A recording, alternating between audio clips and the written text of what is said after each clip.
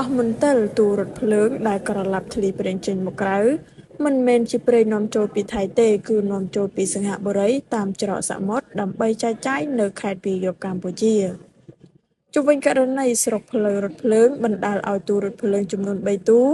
បានក្រឡាប់ធ្លីប្រេងចេញមកក្រៅនៅចំណុច PK 191 ផ្លើស600 ខ្សែដែកទិសខាងជើងស្ថិតនៅភូមិច្រេះឃុំអូតាប៉ោង